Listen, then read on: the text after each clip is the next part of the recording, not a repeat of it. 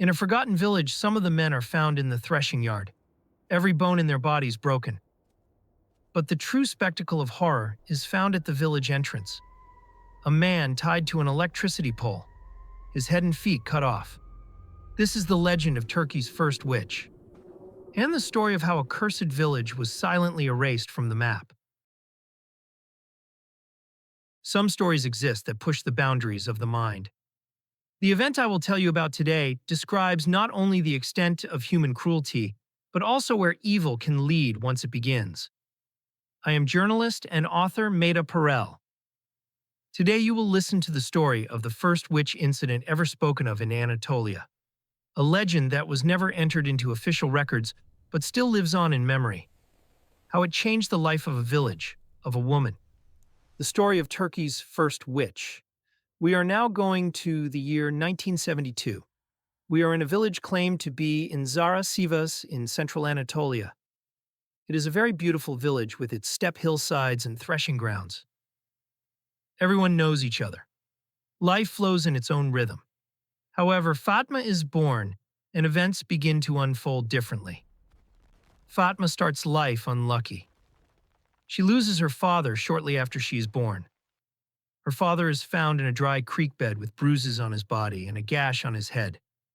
However, the villagers cover up the incident as a sudden illness. No one files a complaint. Because the village folk cover it up, the village elders, the village seniors, Fatma's mother cannot speak up either. Fatma's mother is not allowed a long period of mourning. The villagers marry her off to a man known as Hassan, who is quite useless, a man who drinks and has aggressive behaviors. Because Fatma is now a widow, they deem him suitable for her. Hassan is a very problematic man. At first, he acts as if Fatma doesn't exist. He mistreats her, ignores her. The presence of that girl, of that child in the house, is something that disturbs Hassan. The mother cannot speak up. Imagine that era as you know it. Don't think of it like today. We are faced with a downtrodden woman. He mistreats the child. He says, "You will sleep in the barn. You will not enter the house." He doesn't give the child food. He is such an evil person. As Fatma gets older, violence is added to this. Hassan starts beating Fatma. He starts humiliating her in front of the other children. He torments Fatma greatly. Fatma doesn't say a word anyway. What can a little child do against a grown man? As Fatma begins to grow a bit more, other problems arise in Hassan. The way his eyes linger on Fatma for long periods makes her very uncomfortable. The year is 1987. Hassan starts to corner and harass Fatma. The silence of the night turns into days where Fatma waits with fearful eyes, wondering if her door will be opened. Hassan rapes Fatma. From this day on, Fatma begins to live her life in a much more horrifying way. She tells her mother about the situation. She says, "Mother, Hassan is doing things to me that I don't want." But the mother, being both ignorant and helpless, silences her daughter. She says, "Hush, don't get us into trouble. There's no such thing.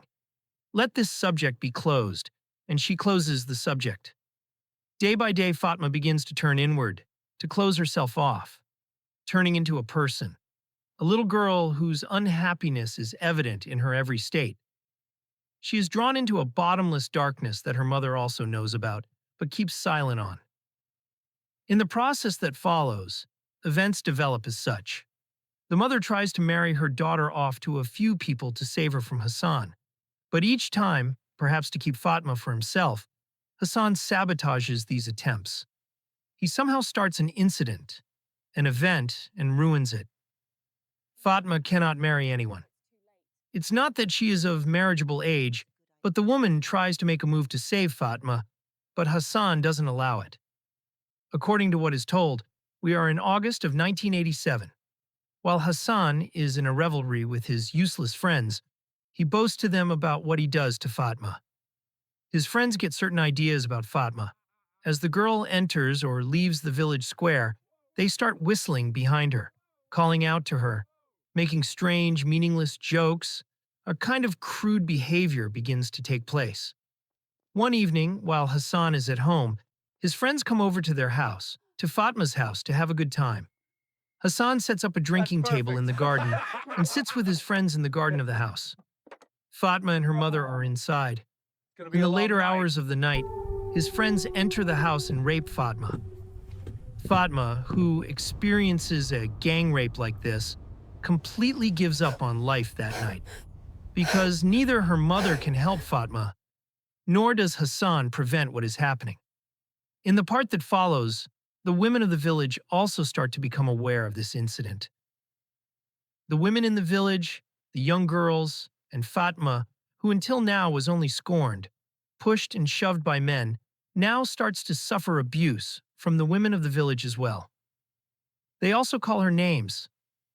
They say negative things behind her back. They behave in ways that intimidate the girl. Fatma becomes more and more lonely with each passing day. Now keep in mind what I have told you so far. I will return here in the story. The headman of that time is Ismail. Ismail says, "One day, as I was walking on the cemetery road, I saw Fatma with a woman.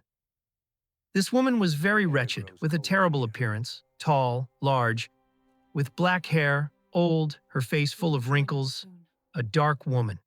Fatma was whispering things with this woman. The woman kept leaning in and whispering things in Fatma's ear. The headman who tells this then adds, as I passed by them, a chill went down my spine. Before continuing with the rest of the story, I want to add another note for you. According to the village elders, such women are known as dark women. They feed on cemetery soil. They awaken evil spirits, and they always appear with an offer that reeks of revenge.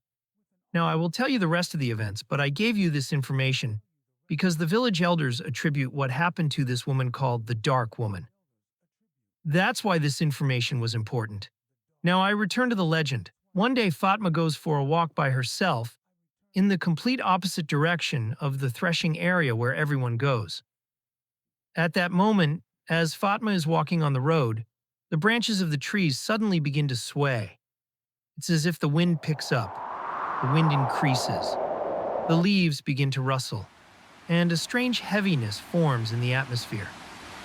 A shiver, a fear comes over Fatma. She immediately crouches down, sits and waits for it to end, as she always does. At that moment, a fog descends on Fatma's location. Fatma sees a silhouette behind the fog. It is a tall, old, wrinkled, dry woman with black hair down to her waist. This woman walks towards Fatma. A feeling of unease, of anxiety comes over Fatma, but she doesn't move much from where she is sitting. As the woman gets closer to Fatma, Fatma sees strange marks, strange shapes on the woman's face. She is face to face with a woman whose face is as if tattooed. This woman, unlike any woman she has seen in the village before, startles Fatma. Fatma pulls back. The woman raises her very long nails, her sharp hand towards Fatma, and points to the road leading out of the village. At first, Fatma looks at the woman motionlessly. Seeing that Fatma doesn't move, the woman leans towards Fatma, brings her face close, and says, "Are you ready to end your pain?" Fatma follows the woman. Together they walk to a hut outside the village. When they enter, what Fatma sees are bloodstains on the walls, herbs hanging from the ceiling, animal bones on the floor. They enter a place like a ruin. This is a house with some items inside, but which actually seems abandoned and smells very bad. Looking around timidly, Fatma does not go out. Even here, she feels safer than at home. The woman understands this feeling of Fatma's and locks the door. This woman stands before Fatma. She promises her revenge. She says, "I promise to end your suffering, to unleash your anger, to take your revenge. But I have one condition. You must devote yourself to me. You will give yourself to me." Fatma needs to give both her soul and her body to this woman. The woman sees the hesitation in Fatma's eyes. Upon this, she says to Fatma, "Yes," she says, "you will devote yourself to me, but after this, no one will ever be able to hurt you." Upon this, Fatma confirms and accepts the woman's words. Now, after this, the woman and Fatma do not leave this house for 3 days. Here the woman begins to do various things. What does she do? First, she beats Fatma's body with some thorny herbs. She makes mixtures of some herbs. She makes Fatma eat and drink them. She hits her with herbs, with thorny herbs. As I said, she performs some incenses for the bleeding, for the wounds coming from Fatma's body. She blows these incenses on Fatma. She fumigates Fatma's wounds. On the last night, the third night, the woman comes with a thin metal thing resembling a black nail in her hand. In her other hand is paint. She stands before Fatma. She says, "I will write inscriptions on your face. From now on, everyone who looks at your face will know who you are. Your destiny will be read from your face." Fatma is already in a state of surrender by that point. She sits before the woman without making a sound. The woman carves shapes similar to those on her own face onto Fatma's face. The legend continues as follows. That night, it seems as though the morning will never come. The woman and Fatma continue their rituals inside the hut facing each other. But suddenly, there is a knock on the hut's door. The woman doesn't budge. Since the woman doesn't move, Fatma doesn't move either. Then a sound that burns the ears is heard, as if someone is scraping their nails on the door. Afterwards, the hut's windows suddenly burst open inwards into the house. A breeze begins inside the house, as if there were a tornado. Everything inside the house is overturned and crashes left and right. The legend continues as follows. Fatma begins to slowly rise from where she is. When her feet reach the level of the head of the woman sitting across from her, Fatma's ascent stops. The woman slowly stands up from where she is sitting. She looks at Fatma with a smile, but a terrifying smile on her face. Fatma is not in control of her own body. She hangs suspended in the air like this. The woman across from her first throws her shoulders back, then her head. She opens her mouth as if to let out a scream. Fatma cannot control her body in any way. Her mouth also opens involuntarily. A snake-like creature comes out of the woman's mouth, leaves the woman, and enters Fatma's mouth. We understand that from now on, the woman's soul begins to live in Fatma's body, together with Fatma. Fatma descends from above. While the woman's lifeless body is on the floor, Fatma leaves the hut. Now, as I tell the next part of the events, you will also understand why this village has no name. On the night of the fourth day, Fatma returns to the village. As she returns to the village walking on the road, she walks while murmuring things to herself. But her energy is very high. It's as if despite not having eaten for days, she feels neither hunger nor thirst nor fatigue. She enters her own house with a high energy. As soon as she enters her house, she locks herself in her room. With a feeling coming from within that she herself doesn't know what it is but acts as if she does, she begins to carve things on the walls with a stone in her hand. She fills the walls of her room completely with some strange shapes. Afterwards, she cuts her own arm and smears the blood she takes from herself onto the shapes she carved on the walls. As Fatma does this, howling sounds begin as if all the dogs from all the villages have gathered in their village, and these sounds get louder and louder. After the dogs start howling, Fatma runs her hands over her freshly made tattoos, and then she leaves the house. What is told after Fatma leaves the house is as follows. Fatma sets a few barns on fire and continues to walk towards the village square. But afterwards, some men from the village, some of the men, are found in the threshing yard with every bone in their bodies, including their faces, broken and dead, wrapped in hay bales. Some of the village women are found hanging themselves from a tree in front of a desolate, abandoned hut outside the village. Fatma's mother loses her mind. First, she starts to tear out her own hair, eyebrows, and eyelashes. Then she stabs a knife they used for slaughtering sacrifices into her throat and kills herself. And now for Fatma's stepfather, Hassan. Hassan is found tied to the electricity pole at the village entrance, his hands bound behind him, his head and feet cut off, tied to the pole. Like a cautionary spectacle. As if to inform anyone entering the village of what had happened there, they find Hassan erected at the village entrance like that. This village is thus abandoned, evacuated, and erased from the map. By the way, I want to add one more thing. You know how I said at the beginning, Fatma's father.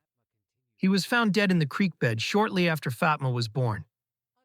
You know how I said there were bruises on his body, a gash on his head, but the matter was closed as if it were an illness, an accident. The rumors that came out afterwards are as follows. Hassan had his eye on Fatma's mother, and he ambushed and killed Fatma's father. The village people knew this was the case, but Hassan is a good-for-nothing rogue. Thinking, let's not get into trouble with him. They cover up this matter. Just like many other things they cover up. According to the legend, no one ever returned to this cursed village, where the good remained blind and deaf. The innocent were victimized, and the evil only found evil when the good themselves became evil. It was silently, quietly erased from the map. Fatma's legend, however, was passed from person to person. They said, when the good became silent devils, real devils filled the village. So what happened to Fatma? It is said that while these events were happening, people told each other things like this. That night, the barns caught fire. When we noticed the barns were burning, we left our houses. We were running to extinguish the fire when we saw a woman behind the rising flames and smoke.